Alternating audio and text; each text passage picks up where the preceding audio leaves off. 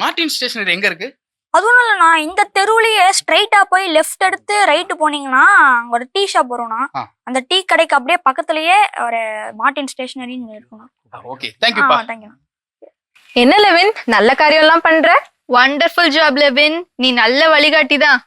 ஓ, நீ சொன்னதை அவர் புரிஞ்சுக்கிட்டாரா? தாத்தா. அவரு கரெக்டா போறாருல்ல. ஆமா தாத்தா. அந்த திருவருகை காலத்துல அந்த இயேசு கூட இந்த உலகத்துக்கு வழிகாட்ட வந்தவர் தான். அவரை பத்தியே சொல்லும் போது ஒரு வார்த்தை சொல்லியிருக்காரு, நானே டேஷ், வழி. நானே வழி. அப்போ இயேசு தான் இந்த உலகத்திற்கு எல்லாருக்கும் வழி காட்டுறதுக்காக வந்தவர். என்ன வழி அவரை காட்டினாரு? எப்படின்னா, முதல்ல பேசுறதுல வழி காட்டினாரு, நீ இப்படி செய், நீ இப்படி செய் அப்படின்னு வாய்மொழியில வழிகாட்டினார்.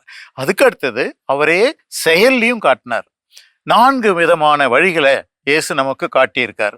அவருடைய செயலும் அவருடைய பேச்சிலுமே அதை நம்ம பார்க்குறோம். எப்படி அப்படின்னா, முதல்ல உண்மையின் வழி. எப்பவுமே இது உண்மை, இதுதான் உண்மைனா உண்மை, இதை மறுக்கக்கூடாது, இதை நம்முடைய லாபத்துக்காக உண்மையை மறைக்கக்கூடாது. அதே போல நீ யூதர்களின் அரசனா அப்படின்னா ஆம் அப்படின்னு தைரியமா சொல்லி அதனால அவர் துன்பத்தை ஏற்றுக்கிட்டார். 2வது அன்பின் வழி. அவர் மற்றவங்களை அன்பு செஞ்சார். ஏழைகள், அனாதைகள், அவரோட கூட இருந்த சீடர்கள் எல்லாரையும் அவர் அன்பு செய்தார்.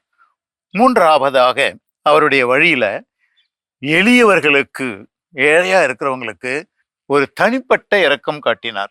பசியோடு இருக்கிறவங்களா, நோயுற்று இருக்கிறவங்களா, அல்லது குற்றங்கள்ல மற்றவங்களால ஒடுக்கப்படுறவங்களா, அவங்களுக்கு நான் முதலிடம் கொடுப்பேன். அதனால இயேசு குழந்தையை நம்ம பார்க்குறோம். அந்த குடிலில் இருக்கிற அந்த குழந்தை நாம் எதிர்பார்த்து கொண்டு இருக்கிற அந்த கிறிஸ்துமஸ் விழாவில் நமக்கு சொல்வதெல்லாம் இந்த 4: உண்மையை பேசு, உண்மையாக நட, அன்போடு வாழ், ஏழைகளுக்கு இரக்கம் செய், தியாகம் செய். இந்த 4ம் இயேசு நமக்கு காட்டுகின்ற வழி. இயேசு நமக்கு வாழ்க்கையிலே செய்து காட்டியிருக்கின்ற, வாயிலும் செயலிலும் அவர் செய்த செயல்கள் அவர் காட்டிய வழி. இந்த இயேசுவின் வழியில வாங்க நாம் எல்லாரும் சேர்ந்து நடப்போமா?